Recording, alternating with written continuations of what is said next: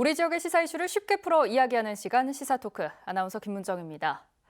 이번 주 시사토크에서는 한국수력원자력에서 추진 중인 새만금 수상 태양광 관련 논란 살펴봅니다. 어떤 문제들이 제기가 되고 있고 또 한수원의 입장은 무엇인지 잠시 후에 이야기 나눠보겠고요. 그에 앞서서 이번 주 주요 이슈 최영호 변호사와 함께 살펴봅니다. 어서 오세요. 예, 안녕하세요. 네, 벌써 1년이 지났습니다. 어린이 보호구역 스쿨존에서 운전자의 안전 의무를 강화한 일명 민식이법. 개정 당시부터 굉장히 다양한 논란들이 있어 왔는데요. 실제 시행에 들어가서도 아이들을 지켜야 한다는 법의 취지에는 공감을 하지만 운전자에게 현실적으로 너무 가혹한 법이 아니냐 이런 논란도 끊임없이 제기가 됐죠.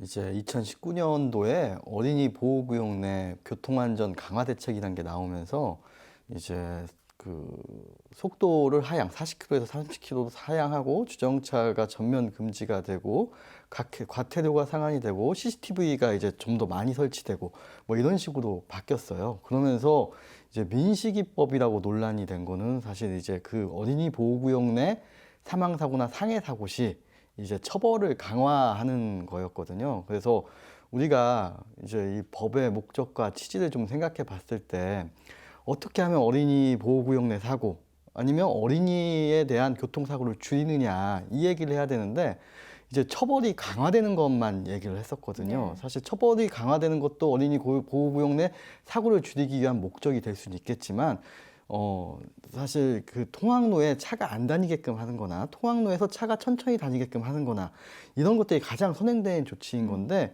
이런 것들에 대한 논의보다는 오히려 처벌 강화만 목적이 되니까 민식이법이 마치 이제 운전자 이 모든 어떠한 사고의 책임이 운전자에게만 돌리는 거거든요.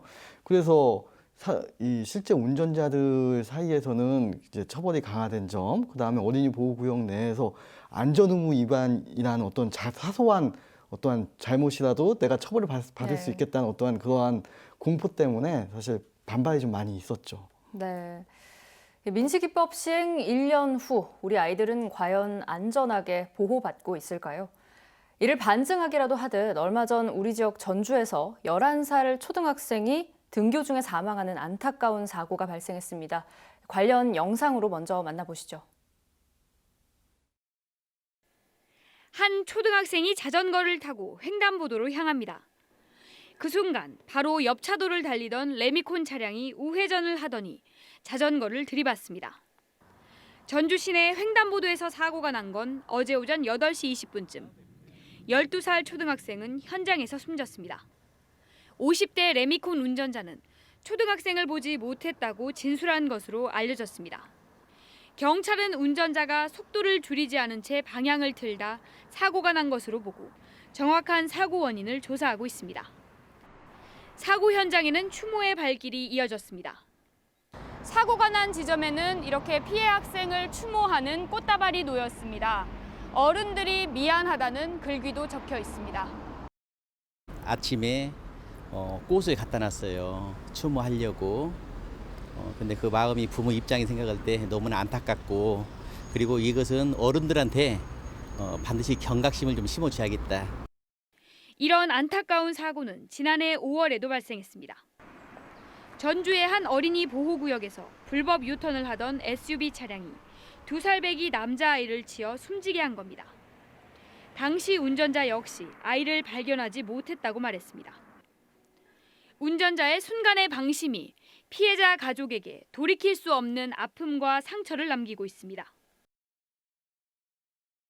네, 사실 해당 사고는 이 어린이 보호구역에서 발생한 사고가 아니기 때문에 엄밀히 따지면 민식이법 적용 대상은 아니지만 미흡한 안전조치로 인한 예견된 사고였다는 점에서 많은 이들이 다시 한번 애도를 표했는데요.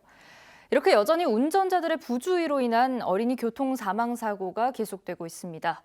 더 놀라운 사실은 민식이법 이후에 이 법과 제도가 개선이 됐는데도 불구하고 효과가 미미하다 이런 통계가 계속 나오고 있어요. 작년 2020년 3월 달에 이제 법이 시행이 됐거든요. 그래서 정부 발표에 따르면은 이제 어린이 보호구역 내 교통사고의 경우에 이제 15.7%가 감소하고 사망자 수는 50%가 감소했다고 발표를 했어요. 그래서 이 법 시행 이후에 이제 효과가 좋다라는 취지였는데 생각해 보면 이제 그런 점이 하나 있어요.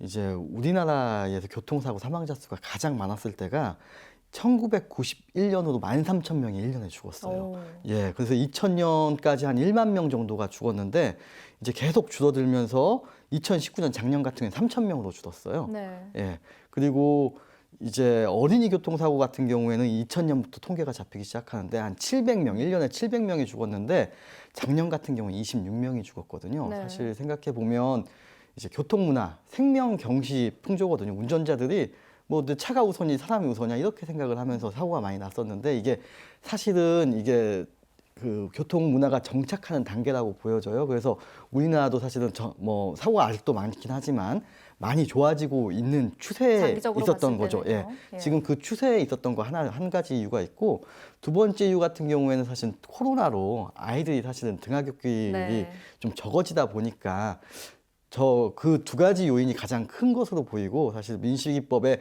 처벌 상향이 어느 정도 영향을 미쳤는지에 대해서는 그렇게 큰 영향이 아니었을 것으로 보여집니다.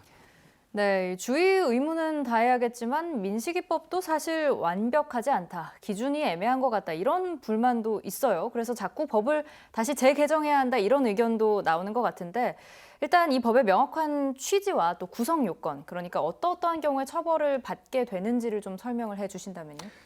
이 법에 대해서 논란은 한 두 가지인 것 같아요. 말씀하신 대로 이제 이 구성 요건이 도대체 어떻게 되는 거냐. 네. 30km를 내가 미만으로 다녀도 사고가 나면 이 가중처벌이 되는 거냐.